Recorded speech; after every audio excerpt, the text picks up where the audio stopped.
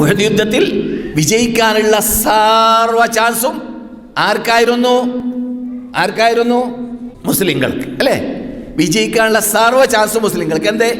എവിടെയാണ് നാം യുദ്ധം ചെയ്യേണ്ടത്? ഏത് ഭാഗത്താണ് നാം നമ്മുടെ ക്യാമ്പ് സ്ഥാപിക്കേണ്ടത്?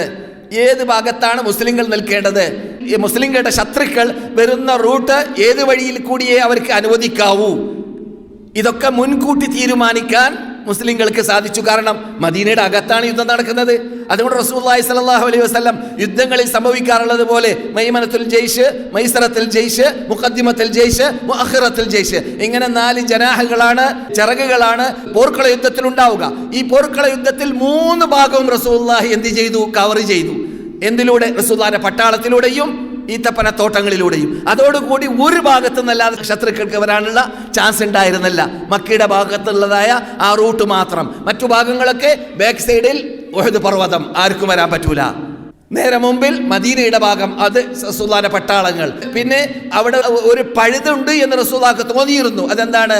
പിൻകാലഘട്ടത്തിൽ ജബലുർ റുമാത്തി എന്ന പേരിൽ അറിയപ്പെട്ട യഥാർത്ഥ പേരാകുന്ന ജബലുൽ ഐനൈൻ എന്ന ആ കുന്നുള്ള ഭാഗത്തിൽ ശത്രുക്കൾ കടന്നു കളയുമോ എന്ന് പേടിയുണ്ടായിരുന്നു റസൂലിന്. അതില്ലാതിരിക്കാൻ വേണ്ടി 50ഓളം അമ്പെയ്ത്ത് വിദഗ്ധന്മാരെ സ്പെഷ്യൽ യൂണിഫോം ധരിപ്പിച്ച് അതിൻ്റെ മീതെ നിർത്തുകയും ചെയ്തു. ആർക്കും ഇവിടെ വരാൻ അനുവദിക്കരുത് എന്ന ഓർഡർ കൊടുത്തുകൊണ്ട്, എൻ്റെ അനുവാദം കിട്ടാതെ നിങ്ങൾ ഇറങ്ങരുത് എന്ന കൽപ്പന കൽപ്പിച്ചുകൊണ്ട്. അതോടുകൂടി വിജയിക്കാനുള്ള സർവ്വ ചാൻസ് മുസ്ലിങ്ങൾക്ക് മാത്രമാണ്. പക്ഷേ അല്ലാഹു സുബ്ഹാനഹു വ തആല അള്ളാഹിലേക്ക് അടുത്തവർ, അത് ബദരീങ്ങളാണെങ്കിൽ ഉഹദീങ്ങളാണെങ്കിൽ അവരെക്കാളും അടുത്തവർ നബിമാർ കഴിഞ്ഞാൽ ആരാ ലോകത്തുള്ളത്? അത്രയും അള്ളാഹിലേക്ക് അടുത്തവരാണല്ലോ അവർ. അവരിൽ നിന്നിട്ട് ചെറിയ തെറ്റ് വരുമ്പോൾ അത് അള്ളാഹിന്റെ വീക്ഷണത്തിൽ അത് വലിയ തെറ്റായി മാറുന്നു. മനസ്സിലായില്ലേ?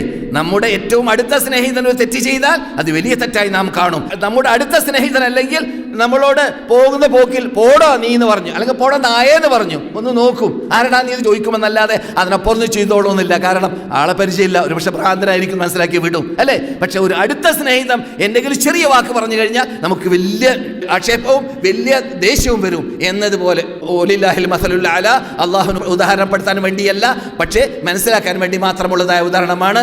അപ്പോൾ അള്ളാഹുവിലേക്ക് ഏറ്റവും അടുത്തവരായ വിഭാഗം, ഞാൻ തുടക്കത്തിൽ പറഞ്ഞ ഹദീസ് ഉണ്ടല്ലോ, എന്ത്?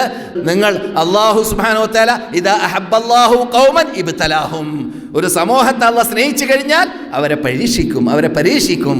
അതാണ് എന്ത് സംഭവിച്ചു? ഉഹദ് പോർക്കളത്തിൽ നല്ല പരീക്ഷണം ഉണ്ടായി. നിങ്ങളെ ഞാൻ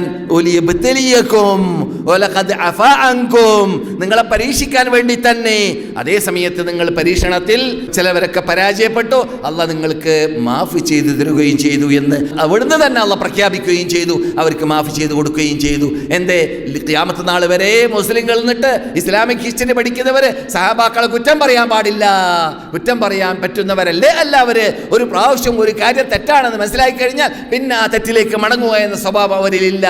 പക്ഷെ അവിടെ നമുക്ക് ലോക കമാൻഡർമാർക്ക്, ലോക നേതൃത്വങ്ങൾക്ക്, ലോക ദായികൾക്ക്, പ്രബോധകന്മാർക്ക്, ലോക പ്രാസംഗികന്മാർക്ക്, എല്ലാ മുസ്ലിം നേതാക്കൾക്ക് പാഠം പഠിപ്പിക്കുന്ന ഒരു മഹാ ട്രെയിനിങ് കോഴ്സ് ലഭിക്കപ്പെട്ടതായ ഇസ്ലാമിക് യൂണിവേഴ്സിറ്റി ആയിരുന്നു എന്ത്? ഉഹദ് പോർക്കളം.